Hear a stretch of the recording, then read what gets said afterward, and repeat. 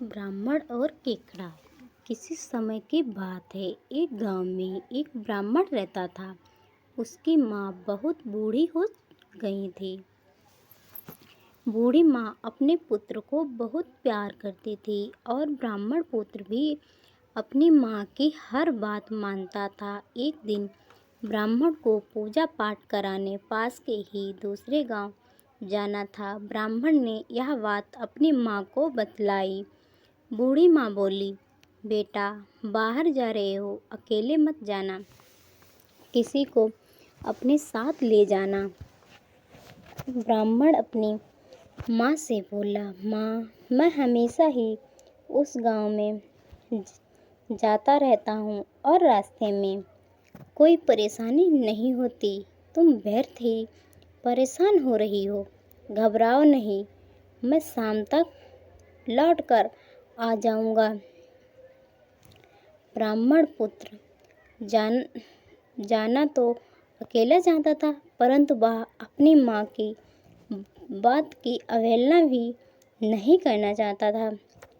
वह घर से निकल गया और जैसे ही गांव से लगी नदी के पास पहुंचा, एक केकड़ा उसके पैर के नीचे दबते दबते बच गया। ब्राह्मण को लगा, अगर यह केकड़ा रास्ते में यूं ही घूमता रहा तो किसी और के पैर के नीचे आ जाएगा। ब्राह्मण को अपनी माँ की बात याद आई कि अकेले मत जाना। ब्राह्मण ने सोचा, इस केकड़े को अपने साथ लिए चलता हूँ। उसने अपनी पोटरी से एक खाली डिबिया निकाली और उस केकड़े को डिबिया में रख लिया। इस प्रकार ब्राह्मण ने अपनी माँ की बात भी रख ली। अब वो 1 से 2 हो गए। ब्राह्मण अपने रास्ते चल दिया। गर्मी के दिन थे और धूप बहुत तेज थी। चलते चलते ब्राह्मण थक गया तो आराम करने के लिए एक पुराने बड़े पेड़ के नीचे लेट गया। उसे कब नींद लग गई पता ही नहीं चला।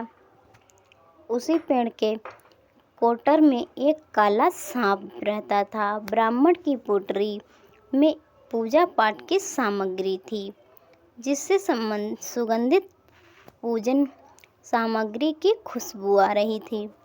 काला सर्प अपने कोटर से निकलकर पोटरी में घुस गया और उसमें रखी सामग्री में खाने की सामग्री ढूंढने लगा, जिससे पोटरी में रखा सामान गिर गया और केकड़े की डिबिया भी खुल गई।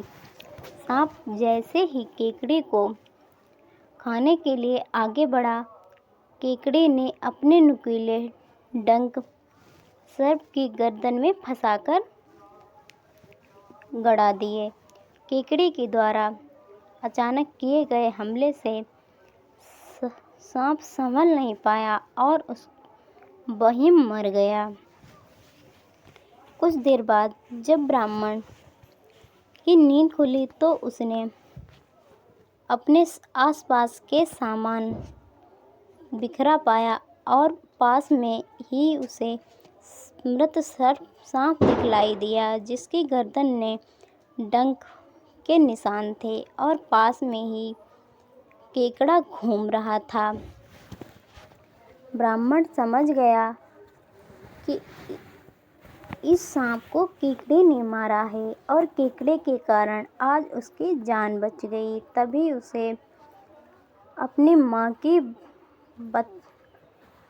बात याद आई कि कहीं अकेले मत जाना। ब्राह्मण ने अपनी जान बचाने के लिए केकड़े का धन्यवाद किया और वापस जाते समय नदी के पास छोड़ दिया। धन्यवाद।